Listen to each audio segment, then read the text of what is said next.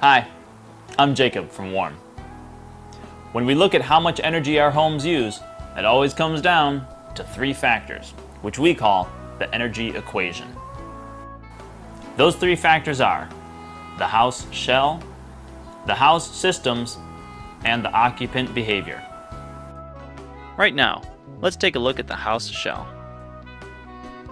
Imagine a home with a really bad house shell, missing windows, poorly installed doors, and a hole in the roof. In the winter, a house like this would have the furnace burning gas 24 hours a day. The owner would have huge bills while still having a very uncomfortable home. If your house shell is in good condition, then your home holds its heat in the winter and keeps its cool in the summer. That air won't get all mixed up with the temperatures outside. This can improve the energy use in your house because your furnace and air conditioner don't have to work as hard. That means the bills stay lower and your home becomes more comfortable. As always, we want to prioritize where we put our energy-saving efforts. First things first, seal up air leaks. It costs you a lot of money to heat or cool the air in your home. When you lose that air through a leak in your home's shell, it's like throwing money out the window. We want to trap as much of that air as we can, so you don't waste money. We do this by sealing the air leaks in your home. But first, we need to know where the air leaks are. So here's an easy test you can use. This is what we call the wet hand test. The basic idea is you take a sponge or a washcloth and you get your hand wet. You do that because when the skin is wet, it's much more sensitive to airflow. You've basically just turned your hand into a draft detection machine. And you can use this, moving it around a window or any other spot that you think might be leaking air, to pinpoint the exact source of the leak. And that way you don't spend time sealing up things that might not be leaking. So let's try it.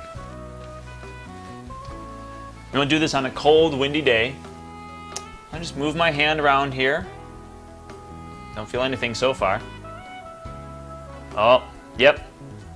Okay, right along the bottom here, I've got a draft. Now, we now have to look at what to do to seal that up.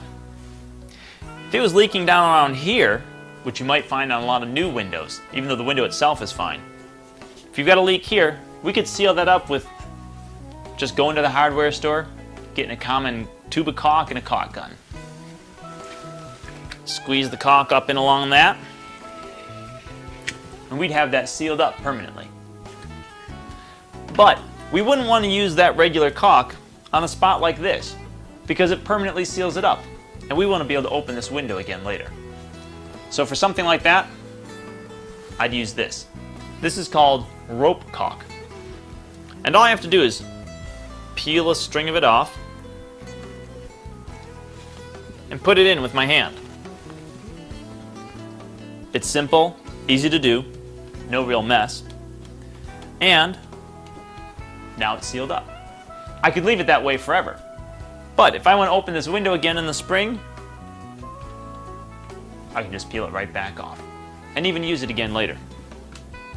Now, a roll of rope caulk only costs about $2 at the hardware store, but it'll save you a lot more than that. It's easy and effective.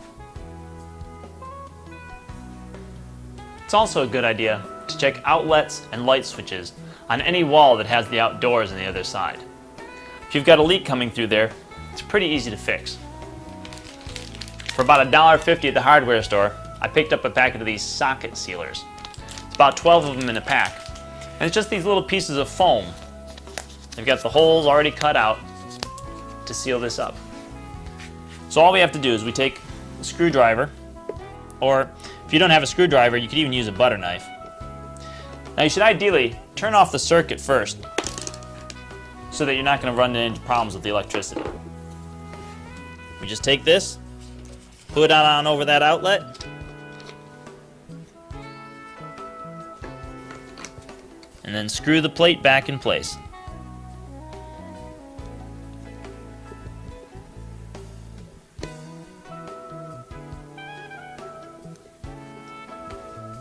Now it's sealed and won't let that air through.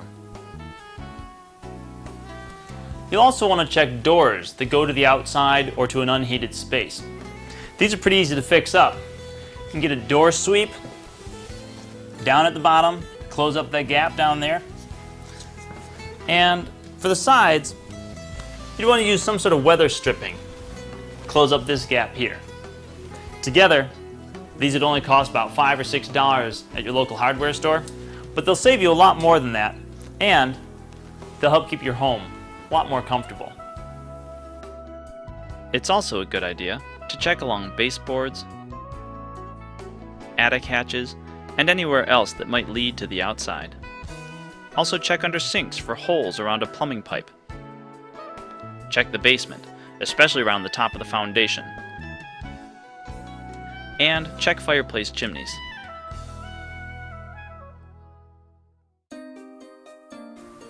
So the first step in improving the house shell is to seal all those air leaks. But even once you do that, you can still lose a lot of heat through the walls and the ceiling. And that brings us to our next step, insulation. Adding insulation is almost like putting your house inside a thermos. If you're trying to keep the inside warm, it'll hold the warm longer. If you're trying to keep the inside cool, it'll hold the cool longer. And it'll use less energy while doing it. The place you want to start adding insulation is the attic. This will help hold your heat in, and adding insulation to the attic is easier than adding it to the walls. There are a variety of types of insulation you can use. Fiberglass bats, blown-in cellulose, sprayed-in foam, or rigid foam. Whatever type you use can work. The important thing is to make sure that you have an installer who knows what they're doing and will install the materials well, so that you know they're really going to work for you. Now, insulation is measured with R value. The higher the R value, the better the insulation. This is a measure of how much heat moves through the insulation. In most homes, we'd recommend you want to start with at least R30 in the attic, and you may want to be considering R40 or even R50 depending on your climate. Whether you're doing the job yourself or hiring a contractor, it's important to make sure that the insulation is installed properly. For example, a lot of people use fiberglass bats because they're inexpensive, but if they're not installed properly, they're not going to provide the R value promised. See up here how the insulation is pulled away from the stud, leaving a cavity? Or down here where the insulation is compressed. It's all reducing the effectiveness of the insulation. This is a picture we took with a thermal imaging camera, which detects temperature changes. This image shows the room as we'd normally see it. This image shows the heat loss in that same room. These walls have insulation, but the gray areas show us where the insulation was installed badly and is still letting heat escape the house. For the walls, we can only work with the space that we've got, which will usually give us R13 or less. We'll often recommend a blown-in cellulose. This is made from fire-retardant recycled newspaper, and it fills in the space within the wall very nicely. You can also use a spray-in foam. It makes an excellent insulation, but it's also more expensive. Those two steps, sealing air leaks and insulating the house, are the main components to improving the house shell. And when the house shell is in good shape, it'll hold your comfort in.